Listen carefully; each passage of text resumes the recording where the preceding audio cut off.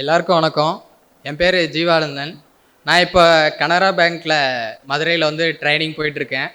இங்கே ட்ரைனிங் போயிட்டு ஃபஸ்ட் நாளே அந்த இன்ட்ரோ கிளாஸில் எங்ககிட்ட என்ன கேட்டாங்கன்னா, இங்கே தூத்துக்குடியில் ஒரு பேங்கிங் ஃபேக்ட்ரி இருக்கும்ல, அதுலேருந்து எத்தனை பேர் வந்தீங்கன்னு கை தூக்குங்க அப்படின்ற மாதிரி தான் கேட்டாங்க. ஏன்னா அவ்வளோ ரீச்சில் இருக்குது. இப்போ நாங்கள் அங்கே ட்ரைனிங்கே ஒரு 54 பேர் போயிட்டுருக்கோம். அதில் ஒரு 26 பேர் வந்து சுரேஷ்லேருந்து, அதுவும் இந்த தூத்துக்குடி பிரான்ச்சிலேருந்து அவ்வளோ பேர் வந்திருக்கோம். எல்லாரும் அங்கே வந்து புதுசாக எல்லாரையும் பார்த்துக்கிட்டு இருக்காங்க. நாங்கள் மட்டும் ஏதோ ஆல்ரெடி பழகின முகமாக ஏதோ 10 வருஷம் வந்து எக்ஸ்பீரியன்ஸாக ஒர்க்குக்குள்ளே போயிட்டுருக்க மாதிரி அப்படி தான் நாங்கள் பேசிக்கிட்டு இருக்கோம். அது இல்லாமல் இந்த வேலை கிடைச்ச அப்புறம் எனக்கு இங்கே இருக்கப்போ அது ஒன்றும் அவ்வளோ பெருசாக தெரியல. இத்தனை பேர் வேலை வாங்கியிருக்காங்களே, நாமளும் அதில் ஒருத்தர், அந்த மாதிரி தான் தோண்டிட்டு இருந்துச்சு. ஆனால் அங்கே போயிட்டு தங்க இருந்த ஹோட்டல்லாம் ஒருத்தரும், சார் உங்களுக்கு என்ன வேணுங்க சார், சார் நீங்கள் சொல்லுங்கள் சார், சார் உங்களுக்கா சார், ரொம்ப மரியாதையாக பார்க்குறாங்க. வெளியே போனால் அந்த இதே மாறிடுது. அதே தான் நாங்கள் அந்த இடத்துல உள்ளே போன என்ட்ரி போட்ட இடத்துலே தான் அடுத்து இன்னொருத்தர் வந்து என்ட்ரி போடுறாரு. அவர்கிட்ட தம்பி என்ன வேணும் அந்த மாதிரி தான் கூப்பிட்றாங்க. நான் கூட எல்லாரையும் சார் அந்த மாதிரி தான் கூப்பிடுவாங்கன்னு நினச்சேன். அப்படிலாம் கிடையாது. இந்த வேலை வந்து ஒரு பின்னாடி வந்து ஒரு ரெஸ்பெக்டை வாங்கி கொடுத்துருக்கு. அப்புறம் நாங்கள் வந்து இங்கே வந்தப்போ வந்து எப்படின்னா, என் ஃப்ரெண்ட்ஸ் எல்லாம் இன்ஸ்டியூட் பற்றிலாம் கேட்டு தான் வந்தானுங்க. எனக்கெல்லாம் அந்த மாதிரிலாம் எதுவும் தெரியாது. இதை பற்றிலாம் நான் வந்து இந்த கூட்டத்தில் கோயந்தா போடுற மாதிரி தான் அவனுங்க கூட வந்தேன். அவனுங்க வந்து எப்பவுமே ஃபஸ்ட்டு பெஞ்சிலே உட்காந்துட்டு இருப்பானுங்க. சரி, எனக்கு பின்னாடி உட்கார இன்ட்ரெஸ்ட் இல்லை, சரி அதனால நானும் அவங்க கூட வந்து ஃபஸ்ட்டு பெஞ்சில் உட்காந்துருந்தேன். ஃபஸ்ட்டு பெஞ்சில் உட்காந்துருந்தா திடீர்னு என்ன நடத்துறதெல்லாம் புரியுது, அந்த மாதிரி தான் இருந்துச்சு. அப்புறம் போனோம், கிளாஸ் பேட்ச்லாம் போனோம். கிளாஸ் பேட்ச் முடிஞ்சு, டெஸ்ட் பேட்ச்லாம் முடிச்சு, சூப்பர் பேட்ச்னு ஒன்று ஆரம்பித்தாங்க. நாங்கள் வந்து ஒரு 6 மாதம் இருக்கோம் அப்போ ஆரம்பித்தாங்க. அந்த 6 மாதம் சூப்பர் பேட்ச் எழுதுறதுக்கு முன்னாடியே என் ஃப்ரெண்ட்ஸ் எல்லாம் எஸ்பிஐயில் போயிட்டாங்க. எங்களுக்கு ஒரு உள்ளே வந்து இதாக தான் இருந்துச்சு. எல்லாம் போயிட்டாங்க, நாம் இன்னும் வெயிட் பண்ணிகிட்டு இருக்கோன்னு.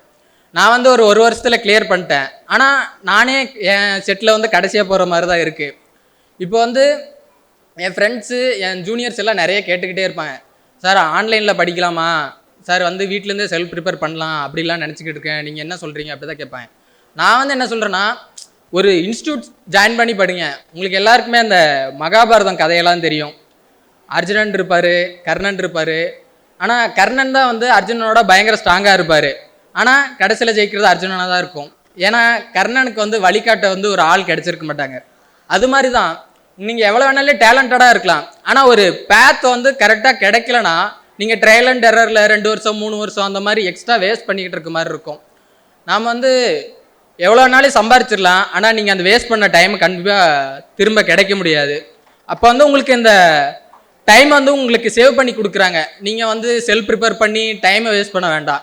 முடிஞ்சால் உங்களால் அஃபோர்ட் பண்ண முடியுமா, கண்டிப்பாக அங்கே வந்துடுங்க. நான் வந்து இங்கே வந்தப்போ வந்து எனக்கு இங்கிலீஷே அவ்வளோ வராது.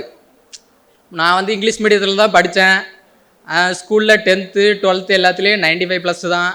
ஆனால் இங்கே வந்துட்டு அது வந்து ப்ராக்டிக்கலாக அப்ளை பண்ணுற மாதிரி இருந்துச்சு. எனக்கு ஒன்றுமே தெரியல. ஆவரேஜ் மார்க்கு கீழே தான் வாங்கிட்டே இருந்தேன். அப்புறம் சூப்பர் பேட்செலாம் போகிறப்போ வந்து என்ன பண்ணுவேன்னா, இவங்க வந்து ஒரு நோட்டு போட்டு தனியாக வக்காப்ஸ்லாம் எழுதி வைக்க சொல்லுவாங்க. ஏதாவது எரர்லாம் இருந்தால் எழுதி வைக்க சொல்லுவாங்க. நான் வந்து எக்ஸ்ட்ரா என்ன பண்ணுவேன், அந்த நோட்டு பின்னாடியே இவங்க கொடுக்குற கொஸ்டினை வந்து பின் பண்ணி வச்சுக்குவேன். அதை தான் ரிவைஸ் பண்ணிக்கிட்டே இருப்பேன். எனக்கு வந்து ஆஃப்லைனில் தான் நிறைய படித்த மாதிரி இருக்குது. ஆன்லைனில் சும்மா அந்த படித்ததெல்லாம் இம்ப்ளிமெண்ட் பண்ணுற மாதிரி தான் தோணுச்சு. இப்போ வந்து என் ஃப்ரெண்ட்ஸ் வந்து நிறைய பேர் இங்கேருந்து போனாங்க. அவங்க வந்து கேட்குறாங்க, திருப்பி இங்கேயே வந்துடலாம் போல தான் இருக்குது, வீட்டில் இருந்தால் படிக்கவே முடியல, இங்கேயே இருந்து இருக்கலாம் போல், அப்படி தான் சொல்கிறாங்க. நீங்கள் இங்கே வந்துட்டிங்கன்னா கடைசியாக முடிகிற வரைக்கும் போகாதீங்க. கண்டிப்பாக நமக்கான நாள் வரும்.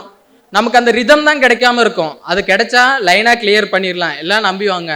ஏன்னா இது உங்களோட கதை, அடுத்த பக்கத்தை நீங்கள் தான் எழுதணும். நம்பிக்கையோடு எழுதுங்க. கதை முடிகிறப்போ எல்லாம் நல்ல இடத்துல தான் இருப்போம். சுரேஷ் IAS அகாடமி, வெற்றியின் முகவரி.